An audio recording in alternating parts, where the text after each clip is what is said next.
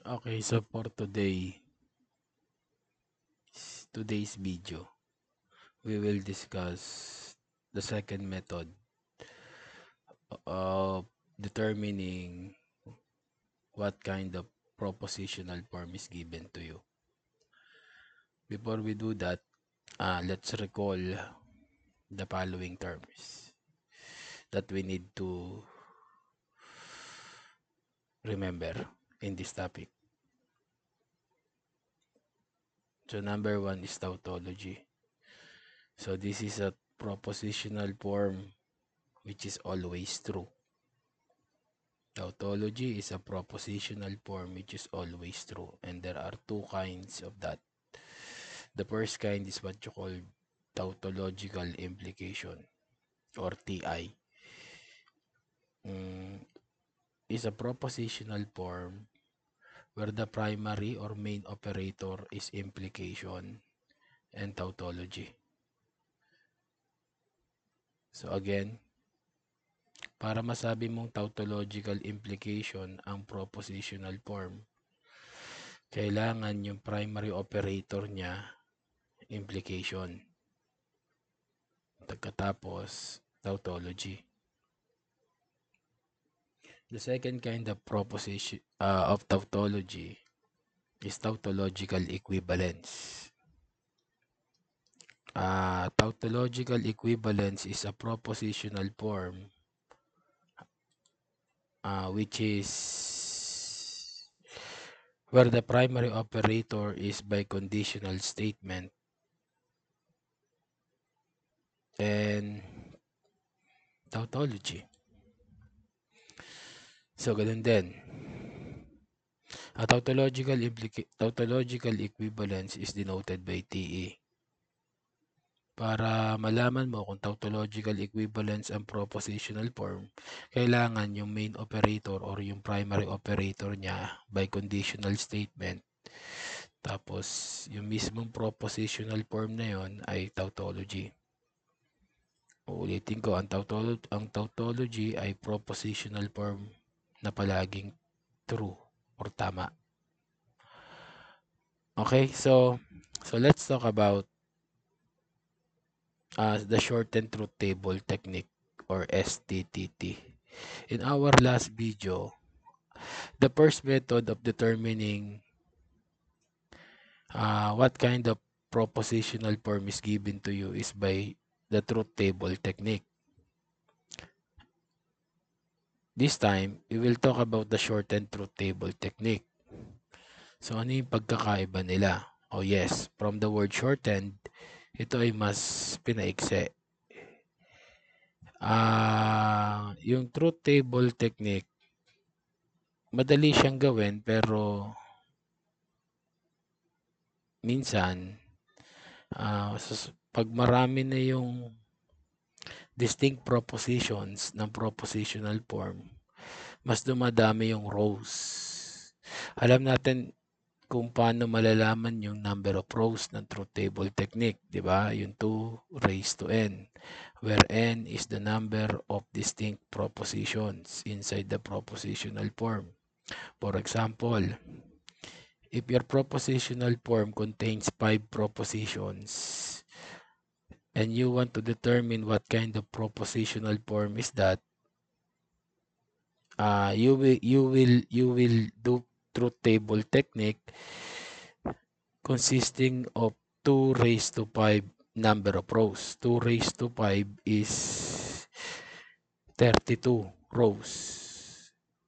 So, kung 32 rows yon, so medyo mahaba na yon. Hindi na siya convenient gawin. Ngayon, ang ituturo ko is yung shortened truth table technique. By definition, this is a method used to determine the kind of the given propositional form without using tables, but using the knowledge of the truth tables of each logical operator. Okay, so dito, sa technique na to, hindi tayo gagamit ng tables para ipakita yung klase ng propositional form. Ang gagamitin lang natin yung idea or yung knowledge ng bawat truth table ng logical operator. Okay? Kaya ako binalikan yung tautological implication is because merong application ng shortened truth table technique alone para sa tautological implication or TI. Now, para mapakita mo na ang propositional form ay tautological implication or TI using shortened truth table technique, ito gagawin mo.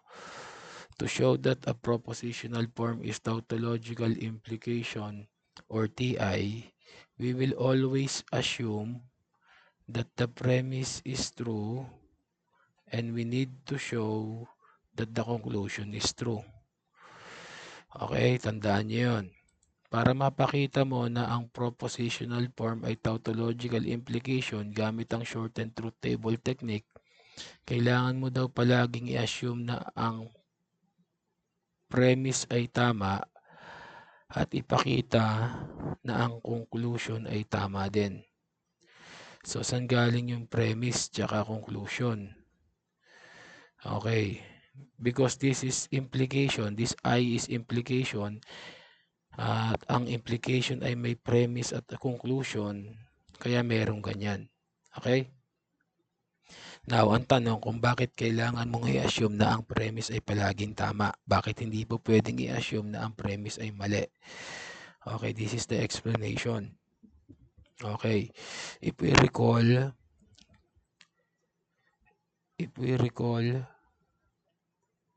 wait.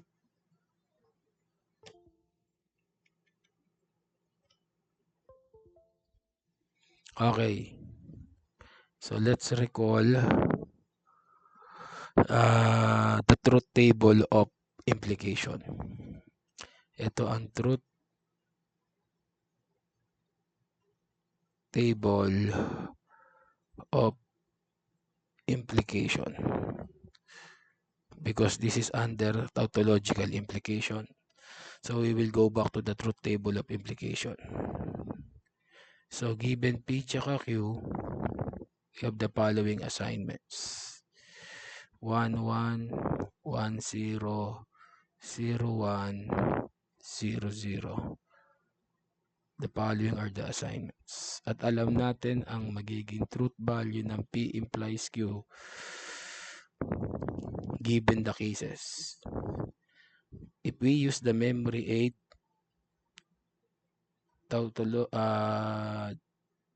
implication is false when the premise is true and the conclusion is false. Otherwise, implication is true. That's how to use memory aid. Now, ngayon, papaliwanag ko kung bakit kailangan mo palaging i-assume na ang premise ay palaging tama. Okay. So, nasaan ba yung row na yon? Assume natin. Now, what if I assume, bakit mali na i-assume na ang premise ay 0? Ito yung rows na yon. If we assume that the premise is 0, as you observe here, the value of the implication is always 1. You want tautology, di ba? Tautology is a propositional form which is always 1. So that is always 1. So hindi ka magkakamali diyan. If you assume that the premise of the propositional form is 0, then the propositional form is tautology, automatic tautology. So parang may problema. Bakit may problema? Okay, may problema kasi you are expecting that to happen. If you assume that the premise is 0, that is always tautology. That is always 1, which is tautology. Ayan, nakikita mo. Okay, in base sa reality, paano ba yan? Okay, kung manonood ka ng basketball, for example, kalaban ng PBA All-Star ang NBA All-Star.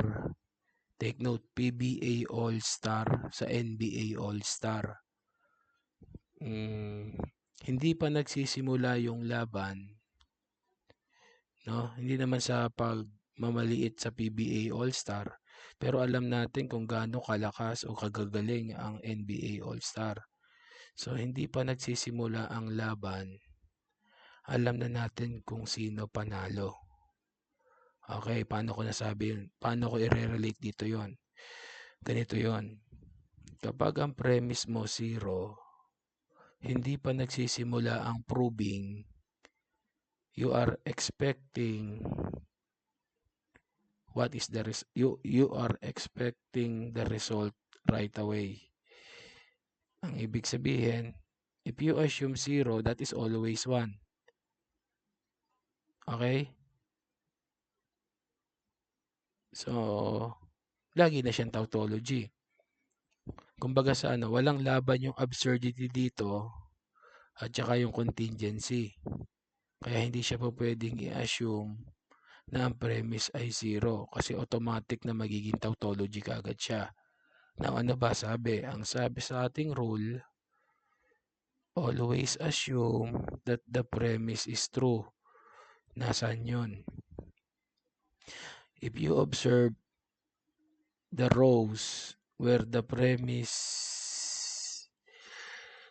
are true, that is row 1 and row 2. Now, take note. Ito yung magandang laban. Okay? Paano ko nasabi? Because if the premise is true, the result can be 1 or 0. Pwedeng tama, pwedeng mali. But we want tautology.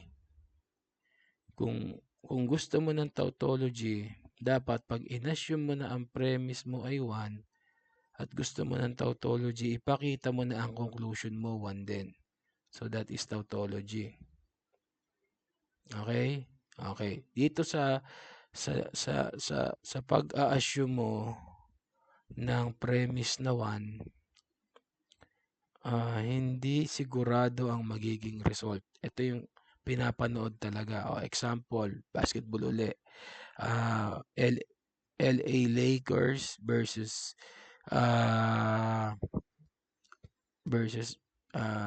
Warriors. Yung Golden State Warriors. So, hindi sigurado kung sino mananalo doon, especially yung mga nakakaraang mga malalakas, no? Malakas yung team ng Warriors nung nakaraan, nung kompleto pa sila. Ngayon naman yung Lakers, at this point, pasok na sila sa finals. Kung sila maglalaban, for example, meron silang game, hindi mo alam kung sino mananalo. Okay, so maganda yung panonoorin mo talaga. Ito yung cases na yon, yung case 1 tsaka case 2. Wherein case 1 and case 2 is when the premise are 1. Ito, case 1 and case 2. Okay, para doon naman sa mga hindi nagbabasketball. Subukan natin. Okay. For example,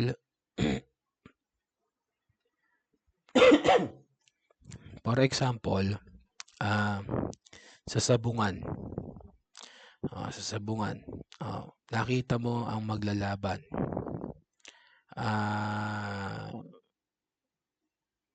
Isang panabong na manok tapos isang sisiw na nabunot lang sa palabunot. So, hindi pa nagsisimula yung laban. Alam mo na kung ano magiging result nun. Okay? Hindi ka mukha ng dito sa row number 1 and 2, parehas panabong yung maglalaban. Panonoorin mo talaga. Parang ganun yun. Okay? So, I hope you understand that. Basta tandaan nyo palagi na pag magpo-prove ka ng TI, palagi mong i-assume na ang premise ay tama. at ipakita mo na ang conclusion ay tama din. Okay? So that is the rule for STTT, for tautological implication. Okay. Balikan ko na lang to. Example tayo. Ang babalikan ko is yung STTT for tautological equivalence or TE. Balikan ko na lang mamaya. Example muna tayo. Example tayo.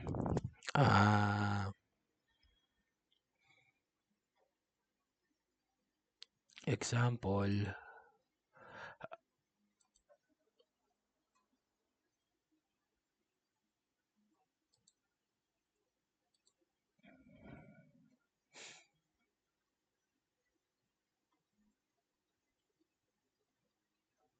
P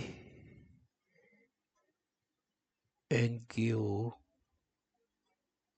implies not of, not P, or not Q. Okay. So sabi sa example na to, show that the following is either TI or TE by STTT. So, dahil hindi ko pa dinidiscuss yung TE, so let's show this propositional form. That this propositional form is tautological implication.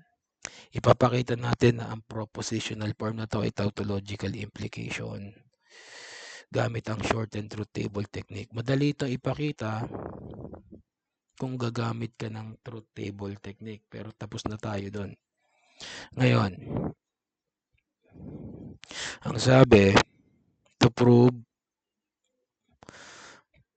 to show, or to prove a propositional form is tautological implication or TI, we will assume that the premise is true and we need to show that the conclusion is also true.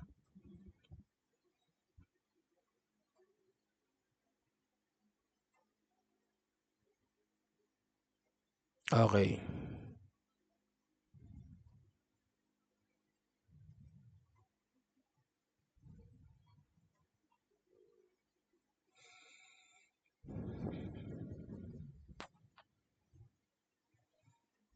Okay, so first we need to identify what is the premise of this propositional form. The premise of the propositional form is the proposition before the implication symbol. So the premise of this is, so let's assume that P and Q is logically equivalent to 1. Ang sabi sa rule, assume that the premise is true. So this is the premise of the propositional form P and Q, not only P, not only Q, but the premise is P and Q. Now, I drop the grouping symbol. Hindi ko na nilagay yung parenthesis. Kasi wala na akong ginugroup. So, kailangan alam mo yon that you need to drop grouping symbol kung wala ka ng ginugroup. Okay. Now, what we need to show that the conclusion not of not P or not Q is also 1. So, paano to? So, gamit yung assume ko, ipapakita ko that the conclusion is also 1. Okay? Okay, so this is example number 1. Pay attention to this para mas maintindihan mo. Okay? Okay, now, let's start the proving started already. By assuming the premise is 1 and we need to show that the conclusion is also 1. Okay, from our assumption,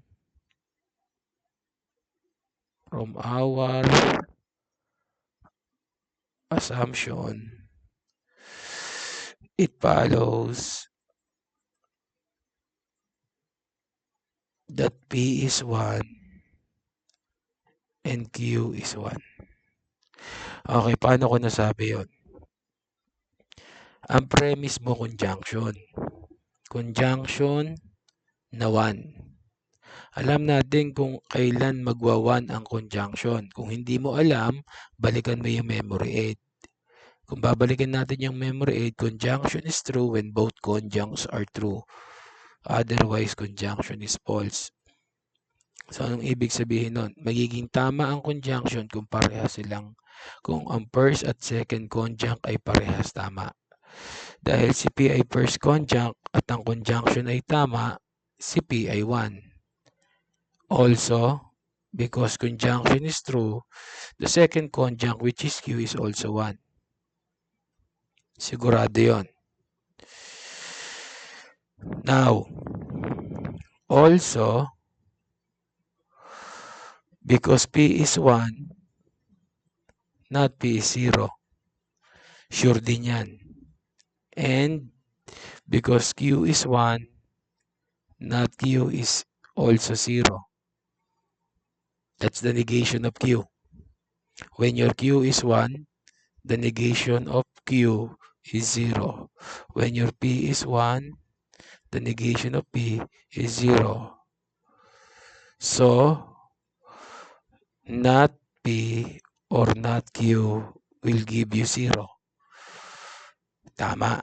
Because not P is 0 and not Q is 0, your P or your not P or not Q will give you 0. Because the first and the second disjunct are both 0. Now, if this is 0, what is the negation of that?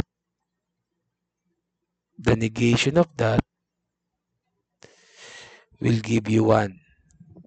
Take note, this proposition or propositional form is this. This is 0. So not of that will give you 1. And take note that this is our conclusion. Okay? Tignan mo yung conclusion natin. Tignan mo. Eksakto. That's our conclusion. Because we assume that the premise is 1. And we shown that the conclusion is also 1. So this is what you call the done symbol of the proving. That is what you call done. Note na lang natin. Note that this symbol in mathematics is called done symbol.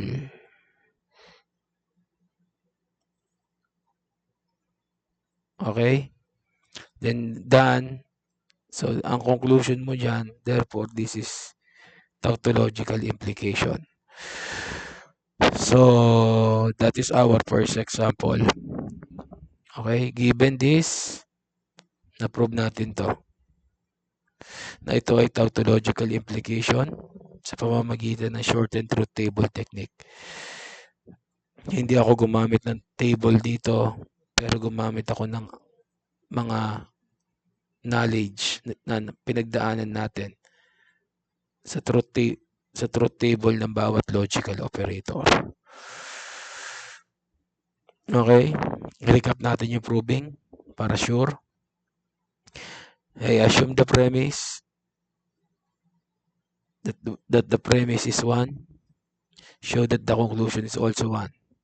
So from our assumption, this is our assumption. It follows that your first conjunct is 1 and the second conjunct is also 1 because your conjunction is 1 here. Sure yan. Also, because P is 1, 100% sure na ang not P ay 0. At because Q is 1, not Q is 0. Because not P is 0 and not Q is 0, the disjunction of that will give you 0. And the negation of this will give you 1. And because this is exactly our conclusion or show, then the proving is done. And we can conclude that the given propositional form is tautological implication. Okay? Let's try number 2. Number 2, let's try P implies Q implies not P or Q. Okay, now the main operator is implication, so we need to prove that this is tautological implication. So according to the rule, assume that the premise is true. Ang premise dyan ay P implies Q. I drop the grouping symbol because wala na tayong ginugroup. So let's assume that that is 1. Assume that P implies Q is 1. Bakit ko in-assume na 1? Kasi yun yung rule. Always assume that the premise is 1. What we need to show, or we need to show WTS or just show, tulad ng ginawa ko kanina,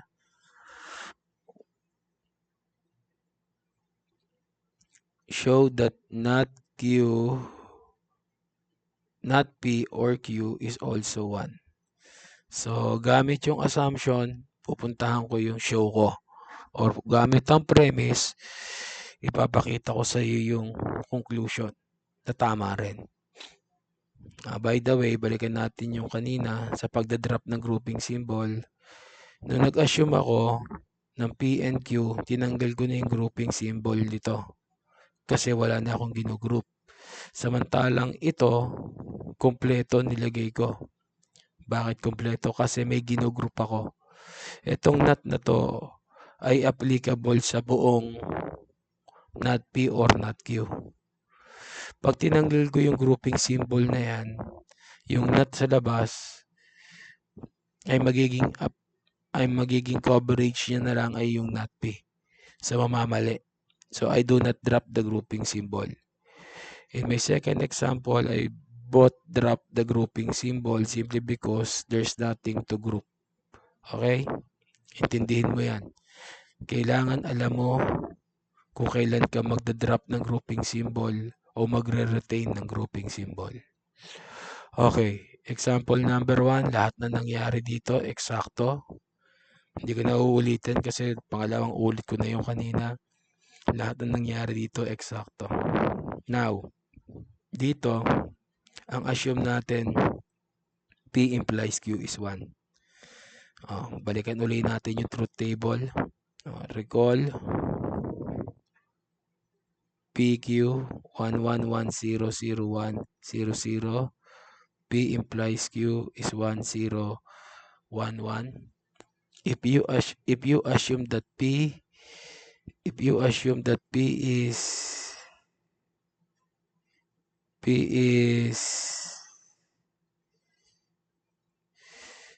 if we assume that P implies Q is 1, we have the following cases. This is 1, P implies Q is 1, this is P implies Q is 1, this is P implies Q is 1. So, kung mapapansin mo, tatlo yung pwedeng mangyari. Tatlo. When P implies Q is 1, your premise P can be 1 or your premise P can be 0. Ito yun. So, dalawa yung pwedeng mangyari sa premise. So, i-assume natin lahat yun. Not assume. Ipapakita natin lahat ng possibilities. Okay? Lalagyan ko na lang ng konting wordings para makaintindihan nyo kung bakit ako nag-case. Okay. Since P implies Q is 1 for 3 possible cases, we need case 1. Let P is 1. Ito yung case na yon. P is 1. Let P is 1. Case 1. So, if P is 1 and P implies Q is 1, your Q is also 1. Bakit? Kapag si P ay 1, you let that P, in case number 1, you let P is 1. Ito yon. Dahil yung assumption mo, yung P implies Q ay 1,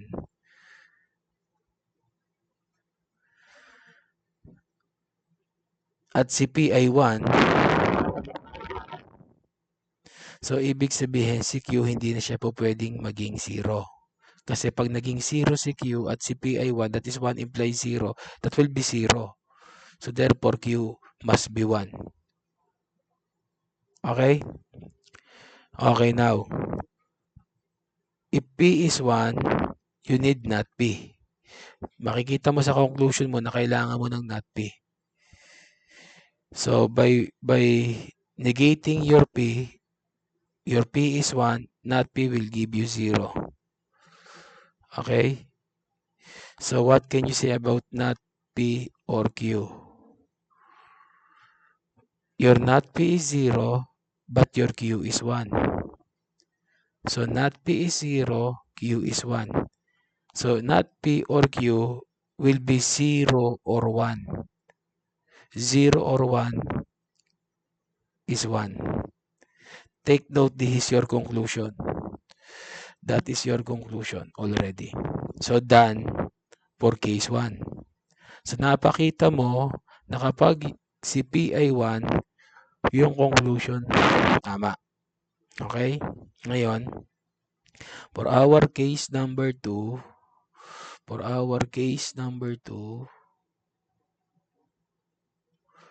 let P is 0.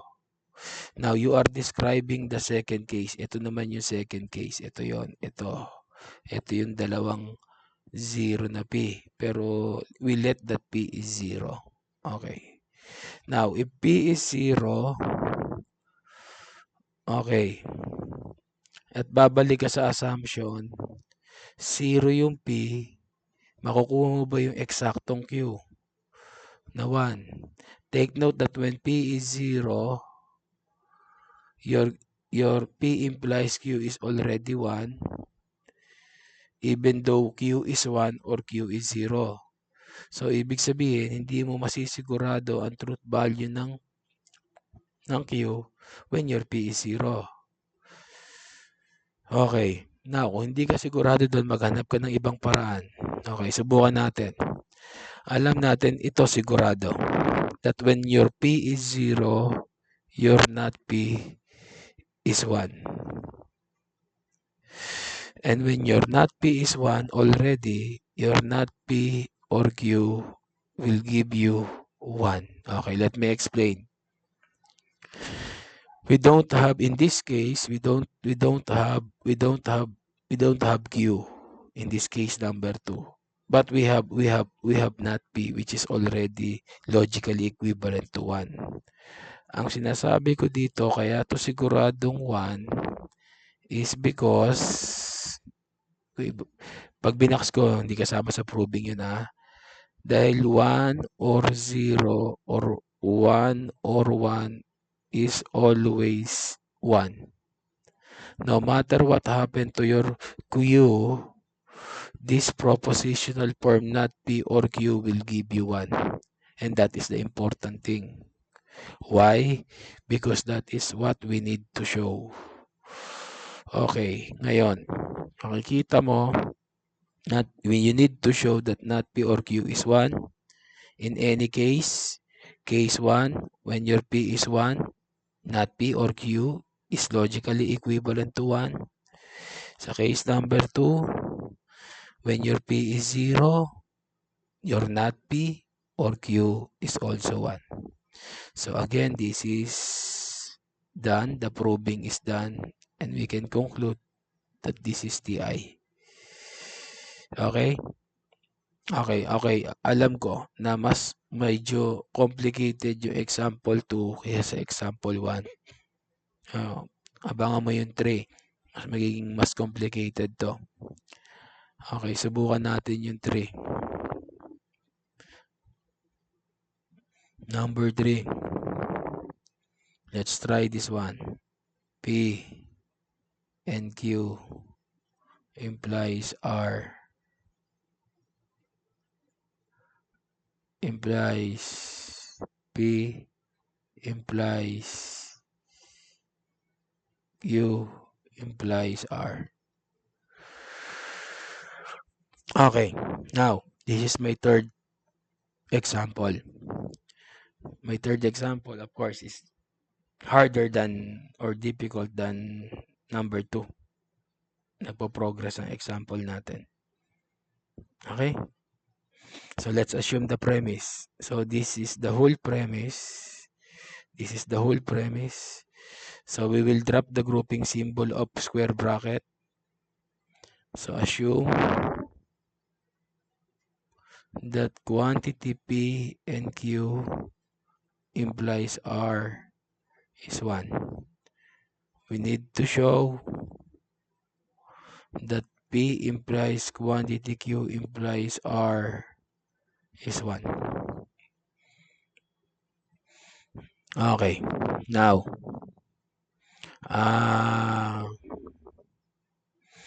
the main operator of your assumption is implication.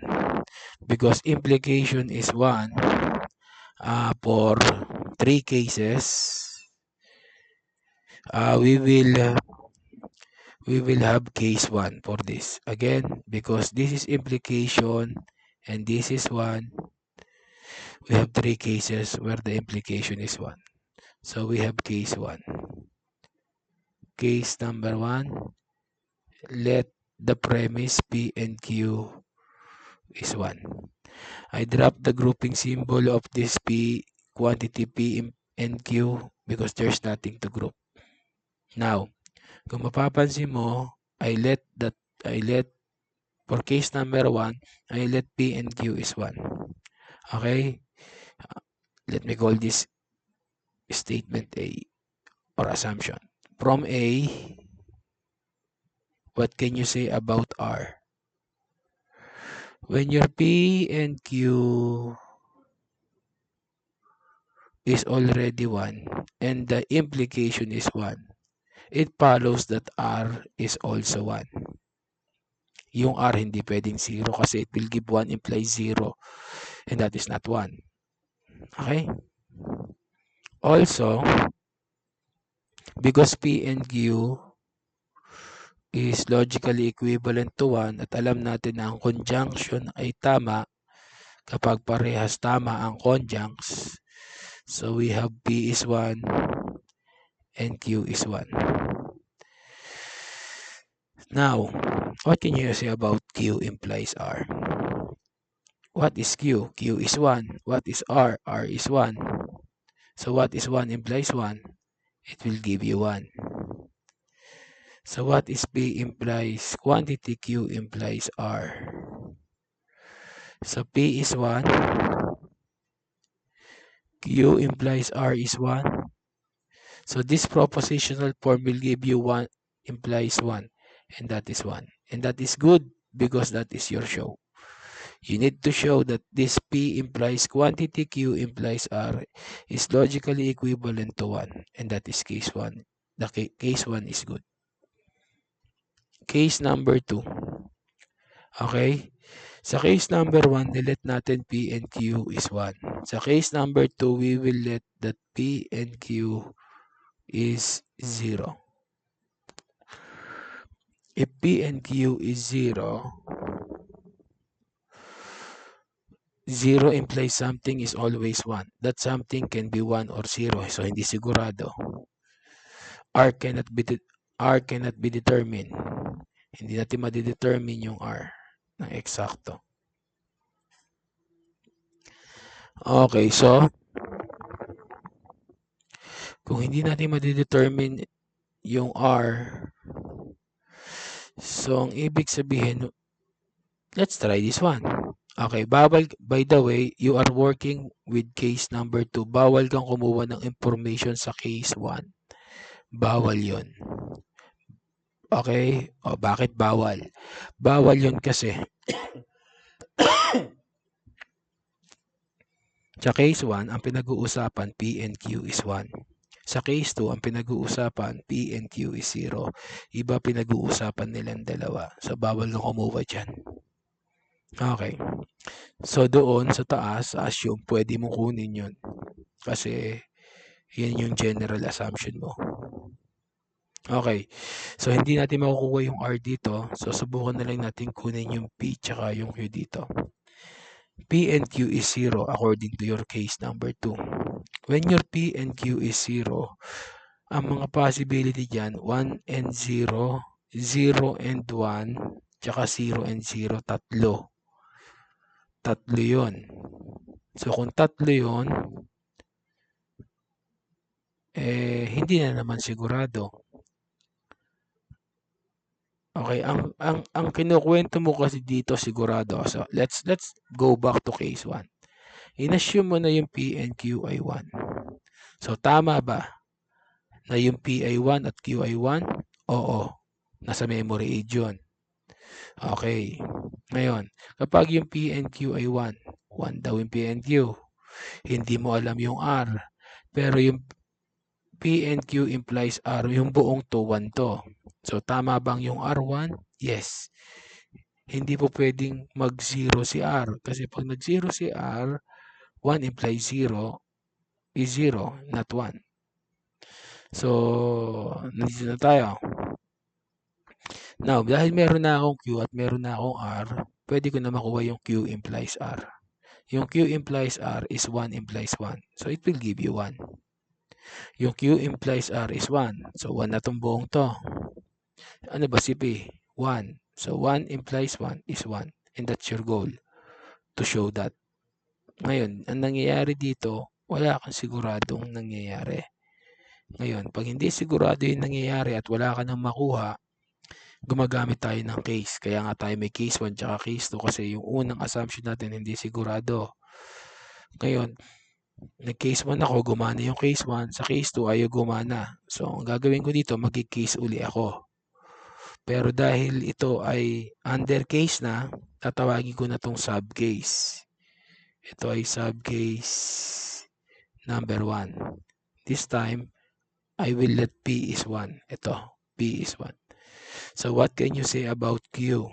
Kung si P and Q ay 0 at si P ay 1, ibig sabihin, si Q hindi pwedeng 1. O, bakit hindi po pwede? Kung si P ay 1 at si Q ay 1, 1 and 1 will give you 1. Pero kailangan mo 0. So, it follows that Q is 0. Okay? If Q is 0, it follows that Q implies R. Oy, sir, wala kang R. Wala nga akong R, pero meron akong Q na 0. At ang Q ko dito ay premise. Sabi sa ating memory aid or ating truth table by investigation, kapag ang premise mo 0, your implication is already 1. Ayun. Okay, so even though wala tayong R dito, yung Q implies R mo, pwede mo nang tawagin na logically equivalent to 1 because your Q is 0. And because of that, your P implies that Q implies R is, what is your P? Your P is 1. What is your Q implies R? Your Q implies R is 1.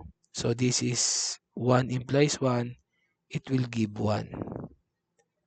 Okay? And that is good kasi yan yung mismong show natin sa taas. So napakita mo na using subcase number 1 of case number 2 na tama yung conclusion. Hindi pa tayo tapos. Kailangan mo ipakita yung subcase number 2. Walang subcase number 3, walang case number 3 kasi ang proposition pwedeng tama o mali lang. Kaya may case 1 at case 2 lang tayo. So subcase number 2, i-let natin naman ngayon na yung P0. Ngayon, if your P is 0, when your P is 0, automatic yung P implies quantity Q implies R ay magiging 1. Sir, bakit po? Wala pa tayong value ng Q tsaka R. wala tayong value ng Q implies R. Oo nga, wala tayong value nito, pero may value tayo ng P. Na kapag yung P ay 0 or yung premise ay 0, 0 implies something will always give you 1 no matter what happened to your conclusion. And that is a good right away decision na sabihin na ito ay logically equivalent to 1 because again, that is our show. Okay? That is our show. Okay, so at this point, napakita na natin lahat ng cases. So we can now use this symbol because this is done, and we will conclude that this propositional form is tautological implication. Okay? Okay. So, binigyan kita ng example na may subcase or mahirap na example. We can consider this difficult. We can consider number 2 as average. And this is easy example. So, kompleto na. Kompleto tayo. Meron tayong easy, bumaba tayo ng average, at nag-solve tayo ng difficult. Okay, now, let's go to STTT for tautological equivalence or TE. To show that a propositional form is tautological equivalence or TE, we have two cases. Case number 1, assume that the first proposition is true and show that the second proposition is true. Case number 2, assume that the first proposition is false and show that the second proposition is also false. Bakit ganon? Balikan natin yung truth table ng biconditional. Recall. P, Q, P, if and only if Q. 1, 1, 1, 0, 0, 1, 0, 0. Okay, so that is 1 if and only if 1 is 1, 0, 0, 1. Gusto mo ng tautology, so ibig sabihin gusto mo ng 1. Ito yon.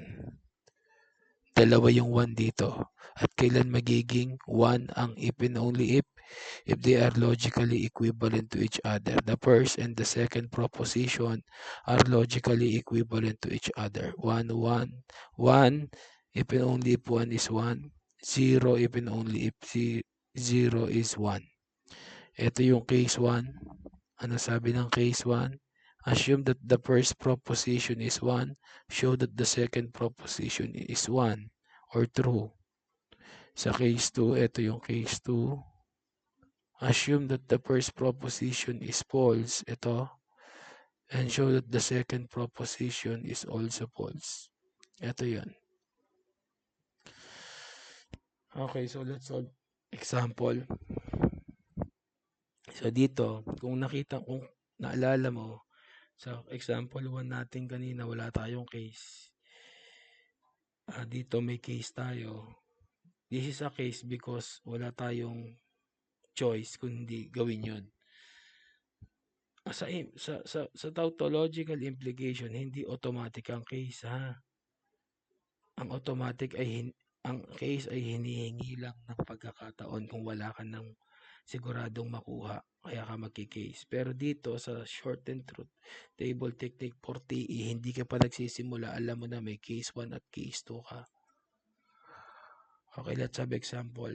And this is example number 4. Okay, subukan natin to. Let's try P implies Q if and only if not Q implies not P. Let's try this one. Okay, so gaya ng sabi ko, because the main operator is if and only if or biconditional statement, We're proving that this is, no? We're proving that this is TE. We're proving this if this is TE. Okay, so case 1 natin, assume 1, show 1. Case 1, assume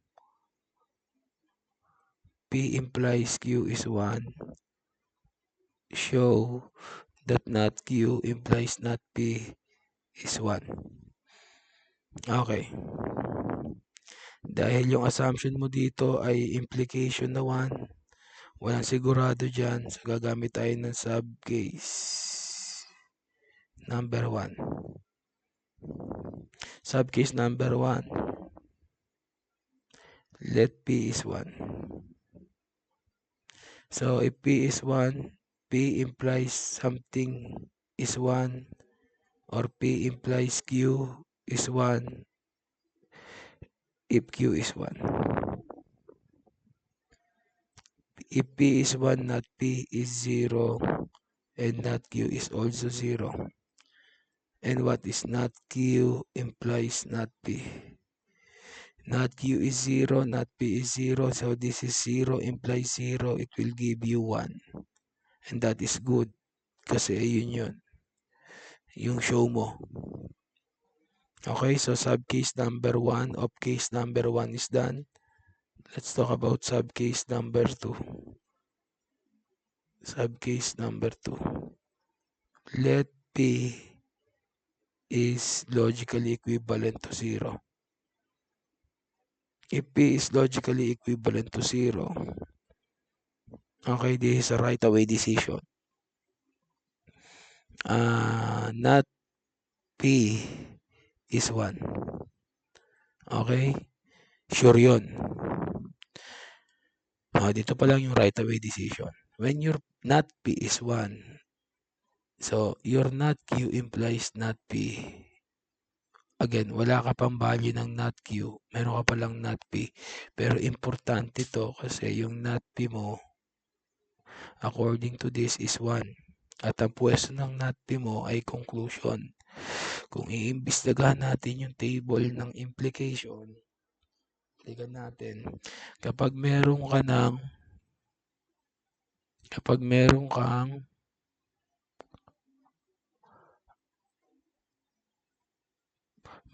conclusion na 1, ito yon, may conclusion na 1, ang value ng implication mo ay 1 na, automatic, kahit ano mangyari dito sa premise mo. At again, yung 0 implies something is always 1, and something implies 1 is always 1. That's the hidden secret of implication. Yan yung mga right-away decision na kailangan mong tandaan. Pag may premise kang 0 at implication yun, yung implication automatic 1 na yun. Hindi mo na kailangan kunin kung ano man ang truth value nun. Or, kung meron kang conclusion na 1, hindi mo na kailangan alamin yung truth value ng premise. Automatic na ang implication ay 1 na yun. Because that is based on the truth table of implication. Okay, balikan natin yung proving. Okay, uulitin ko, not Q. We don't know not Q, but not P is 1, and not P is the conclusion. So, automatic yung pagiging 1 nito. And that is good kasi, again, ito yung conclusion natin. Yan yung conclusion natin. Ayan, yung show. Okay, so done na tayo for case 1. Punta tayo ng case 2. Sa case 2, ang sabi, balikan natin, pag case 2 ng tautological equivalence using STTT, assume that the first proposition is false naman, show that the second proposition is false. False naman. Kaya assume natin. So sa case 2, assume that P implies Q is 0 show that not Q implies not P is also 0. Okay. Ito sigurado. When P implies Q is 0, so P is 1, Q is 0. So that is 1 implies 0. 1 implies 0 will give you 0. Memory aid. Implication is false when the premise is 1 and the conclusion is 0. You want false? That's the only thing na magpo-false or the only case na magpo-false ang implication when the premise is 1 and the conclusion is 0. Because of that, we can determine not P, that is 0. You can determine not Q, that is 1. Bakit 1? Because Q is 0, not Q is 1. Because P is 1, not P is 0. So what is not Q implies not P? Not Q is 1. Ito yon. Not P is 0. Ito yon. So what is not Q implies not P?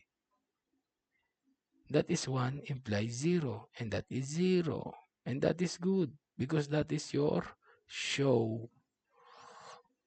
No? Sa case number 2, dire-direchos, puro sigurado yung nangyari. So this is done. Because of case 1 and case 2, we can conclude that this propositional form is TE. Okay? Last example for TE.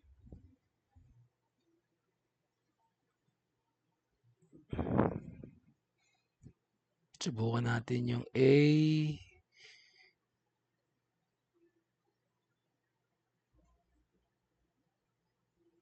and B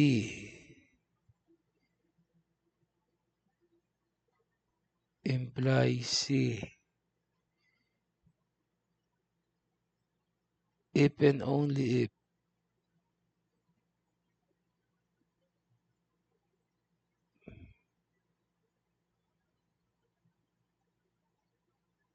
A implies quantity B implies C.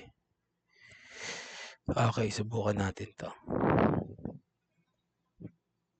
Okay, papaliwanag natin to. So assume, because of this, the main operator is biconditional. Right away, may case 1 ka. Case 1. Let or assume A and B implies C is 1. Show that A implies quantity B implies C is 1. Okay. Again, this is not sure because the main operator is implication is 1 for 3 cases. Subcase tayo. Number 1. Let A and B is 1. Because A and B is 1, automatic that C is 1. And also, because A and B is 1, automatic or 100% sure na A is 1 and B is 1. So B implies C will give you 1 because B is 1 and C is 1.